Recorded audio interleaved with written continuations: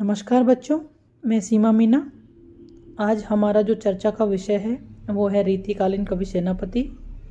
और पिछले व्याख्यान में भी हमने इसी पर चर्चा की थी। इनके जो इस हमारे कविता रत्नाकर में संकलित जो पद हैं हम उन पर चर्चा कर रहे हैं। और कुछ पदों की हम चर्चा कर चुके हैं और कुछ पदों की चर्चा हम आज करेंगे। उसके लिए आपको पेज नंबर 73 यानी 73 देखना है। छूटत फुहारे सोई बरसा सरस ऋतु और सुखदाई है शरद छिरकाई की।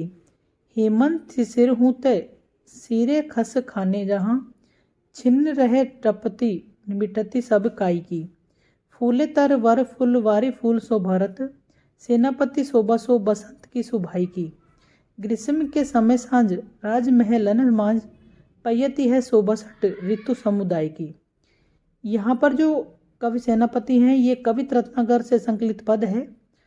और कवि जो सेनापति हैं यहाँ पर ग्रीष्म के दिनों में राजमहलों की संध्या में 6 ऋतुओं की शोभा की उपस्थिति का वर्णन करते हैं कि ग्रीष्म ऋतु के दिनों में यानी राजा के महलों में संध्या के समय 6 ऋतुओं का किस तरह से प्रभाव पड़ता है, किस तरह वहाँ का वातावरण दिखाई देता है, उसका वर्णन यहाँ पर किया गया है। कवि कहता है छूटत फुहारे सोई बरसा सरस ऋतु। कवि कहते हैं कि ग्रीष्म ऋतु की संध्या में राजमहलों में जो फुहारे छूट रहे हैं वही रस में वर्षा ऋतु है। यानी राजमहलों में जो फुहारे लगे हुए हैं वो जब वहाँ चलते हैं तो ऐसा लगता है कि वह वर्षा ऋतु हो। और सुखदाई है शरद छिरकाई की। जो सुगंधित जल का छिड़काव हो रहा है वही सुख देने वाली शरद ऋतु है। और सुखदाई सुख देने वाली शरद छिरकाई की। जो सुगंधित जल वहाँ छिड़का जाता है राजमहलों में वही सुख देने वाली शरद ऋतु के समान है। हेमंत शिशिर हूँ ते सिरे खस खाने जहाँ पर शाम खाने हेमंत और शिशिर यानी शरद ऋतु से भी अधिक शीतल हैं। जहाँ के शाम खाने हेमंत और शिशिर से भी अधिक शीतल हैं। छिन्न रहे टपति मिटती सब काई की। जहाँ एक क्षण में शरीर की तपन मिट जाती है। जहाँ पल भर में शरीर की सारी थकान, सारी जो तपन है वो मिट जाती है। फूले तर वर फुलवारी फूल सो भरत। वृक्ष फूले हुए हैं और राजमहलों की फुलवारी फूलों से भरी हुई है। सेनापति शोभा सो बसंत की सुभाई है। कवि सेनापति कहते हैं यह सभी कुछ बसंत की शोभा उत्पन्न कर रहा है, यानी कि यह सब कुछ बसंत ऋतु के आगमन के जैसा लगता है। ग्रीष्म के समय सांझ राजमहलन की मांझ। इस प्रकार ग्रीष्म के दिनों में राजमहलों में संध्या यानी सांझ पयती है शोभा पट ऋतु समुदाय की। 6 ऋतु यानी 6 ऋतुओं की शोभा लेकर उपस्थित होती है। इस प्रकार ग्रीष्म के दिनों में राजमहलों में संध्या 6 ऋतुओं की शोभा लेकर उपस्थित होती है। छूटत फुहारे सोई बरसा सरस ऋतु। राजमहलों में जो फुहारे हैं वो जब छूटते हैं यानी चलते हैं वही रस में वर्षा ऋतु के समान है। और सुखदाई है सरस छिरकाई की। जो वहाँ सुगंधित जल छिड़का जाता है वही सुख देने वाली शरद ऋतु के समान है। हेमंत शिशिर हूँ थे सिरे खस खाने जहाँ। सिरे यानी ठंडे। जहाँ के शाम खाने हेमंत और शिशिर से भी अधिक शीतल हैं। छिन्न रहे तपती मिटती सब काई की। काई यानी काया यानी शरीर। एक क्षण में शरीर की तपन मिट जाती है। शरीर का सारा ताप है वो क्षण भर में ही किसी भी प्रकार की सबकाई किसी भी प्रकार का जो ताप है वो शरीर का एक क्षण भर में ही मिट जाता है। फूले तर वर फुलवारी फूल सो भरत। फूले हुए वृक्ष फूले यानी कि चारों ओर फल फूलों से लदे हुए हैं और राजा के महलों की फुलवारी फूलों से भरी हुई है, यानी चारों ओर फूल खिले हुए हैं। कवि सेनापति शोभा को बसंत की सुभाई की। कवि सेनापति कहते हैं कि यह सभी कुछ वसंत की शोभा उत्पन्न कर रहा है, यानी बसंत ऋतु की शोभा के समान, बस जैसे ऐसा लगता है कि चारों ओर बसंत ऋतु का आगमन हो गया हो। ग्रीष्म के समय में सांझ यानी संध्या राजमहलों के मध्य, ग्रीष्म के दिनों में राजमहलों के मध्य जो सांझ है, पयती है शोभा षट ऋतु समुदाय की, छहों ऋतुओं की शोभा को लेकर उपस्थित होती है। तो यहाँ पर कवि है वो सुख सुविधाओं के आधार पर वैभव संपन्न राजमहलों की संध्या में 6 ऋतुओं की शोभा की उपस्थिति का वर्णन करते हैं। यह कवि के कौशल पर आधारित है। अनुप्रास और यम रूपक अलंकार यहाँ पर का वर्णन यहाँ पर हुआ है।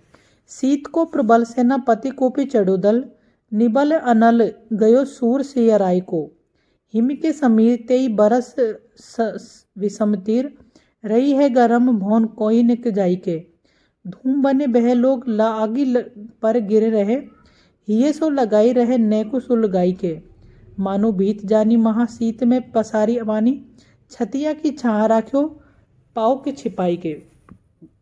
यहाँ पर कवि जो सेनापति हैं शिशिर ऋतु यानी शरद ऋतु का वर्णन करते हुए कहते हैं, शीश को प्रबल सेनापति कोपी चढ़ोदल, कोपी यानी क्रोध, शीत यानी ठंड ऋतु शरद ऋतु। कवि सेनापति वर्णन करते हुए कहते हैं कि शिशिर ऋतु में यानी शरद ऋतु में शीत यानी सर्दी का अत्यधिक प्रकोप है वो फैल जाता है, अत्यधिक यानी शीत का क्रोध बढ़ जाता है। वह दल बल सहित चढ़ाई कर देता है, यानी कि चारों ओर ठंड ही ठंड का वातावरण रहता है। निबल अनल गयो सूर सियराई के, इस कारण उसके बल के सम्मुख अग्नि भी कमजोर, अनल यानी अग्नि, निबल यानी कमजोर, उसके बल के सम्मुख उसके बल के आगे अग्नि भी कमजोर प्रतीत होती है। सूर सियराई के तथा सूर्य यानी सूर्य, सियराई यानी ठंडा, सूर्य भी ठंडा हो जाता है, सहन करने योग्य। ठंडा यानी गर्मी के समय में हम धूप में नहीं निकल सकते क्योंकि सूर्य अत्यधिक तेजी से चमकता है, लेकिन सर्द ऋतु में हम सर्दी से बचने के लिए धूप का सहारा लेते हैं और धूप हमें यानी सहन करने लायक लगती है क्योंकि वो हमें ठंड से बचाने में सहयोग करती है। हिम के समीर तय बरस विषमतीर, शिशिर ऋतु में यानी शरद ऋतु में बर्फीली हवा इस तरह चलती है जैसे विषम तीर, जैसे पैने तीर बरस रहे हों। सर्दी में जो ठंडी हवा है, बर्फीली हवा है, वो ऐसी हिम यानी बर्फीली, सर्द ऋतु में जो बर्फीली हवा इस तरह से चलती है कि जैसे पैने तीर बरस रहे हों, तथा रही है गर्म भवन कोई न के जाई के, तथा गर्म हवा भवनों के भीतर कोने में जाकर छिपी रहती है। ऐसा लगता है कि सर्द ऋतु में जो बर्फीली हवा चलती है वो जैसे पैने तीर बरस रहे हों और ऐसा लगता है उसे जैसे उसे डरकर गर्म हवा है भवनों के यानी कि महलों के घरों के किसी कोने में जाकर छिपी रहती है। धूम नैन बहे लोग आगी पर गिरे रहे, इस काल में यानी इस समय में सर्दी से बचने के लिए लोग आग सेकते हैं, इसलिए धुएं के कारण नेत्रों से आंसू निकलते रहते हैं। हिये सो लगाई रहे नेकु सो लगाई के, फिर भी लोग आग को घेर कर बैठे रहते हैं, आग को अपने बिल्कुल पास रखते हैं। हिये से लगाई हृदय से लगा कर रखते हैं, यानी कि बहुत पास उसके बैठते हैं। नेकु सुलगाई के और निरंतर सुलगाते हुए उसके अब बिल्कुल ही पास समीप रहते हैं, निरंतर उसके निकट बैठकर अपने यानी शरीर को गर्म करते रहते हैं। मानो भीत जानी महाशीत के में पसारी पानी, कवि कहते हैं कि मानो सर्दी से अत्यधिक भयभीत होकर लोग अपने हाथ फैलाकर अग्नि को अपनी छाती की छाया से में छिपा कर रख लेना चाहते हैं, यानी कि उनको लगाकर रख अपने पास ही जैसे आग को रख लेंगे। मानो भीत यानी मानो भयभीत होकर, यानी महाशीत यानी शरद ऋतु को अत्यधिक ठंडा मानकर और उसे भयभीत होकर अपने हाथों को पसार कर छतिया की छांव, ऐसा लगता है कि जैसे आग को सेकते हुए आग को अपनी रक्षा के लिए वो अपनी छाती में छिपाकर रख लेंगे ताकि शरीर से अग्नि से शरीर की रक्षा हो सके सर्द ऋतु में। तो इस सर्द ऋतु का जो प्राकृतिक वातावरण स्वाभाविक है कि कुछ यहाँ पर वर्णन तो ऊहात्मक यानी कि अतिशयोक्तिपूर्ण तो नहीं है, क्योंकि सर्द ऋतु में चारों ओर सब जगह ही ठंडा होता है और उससे बचने के लिए हम आग का सहारा लेते हैं। और सूर्य भी इतनी अत्यधिक अपनी उसके साथ नहीं चमकता, जिसकी वजह से ऐसा लगता है कि जैसे ठंडक यानी सर्द ऋतु के कारण सूर्य का जो प्रकाश है वो भी सहन करने लायक हो गया है।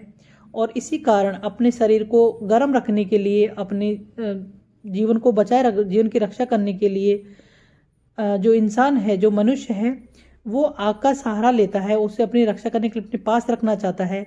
तो ऐसा लगता है कि जैसे वो आग से अपनी रक्षा करने के लिए उसे उस छाती में ही छुपा ले, जैसे उसे अपने बहुत पास रखता है। तो यहाँ उक्ति वैचित्र और उक्ति चमत्कार का वर्णन है, अनुप्रास उत्प्रेक्षा अलंकार का वर्णन यहाँ पर हुआ है और ये कवि छंद है। आज के लिए बस इतना ही, धन्यवाद।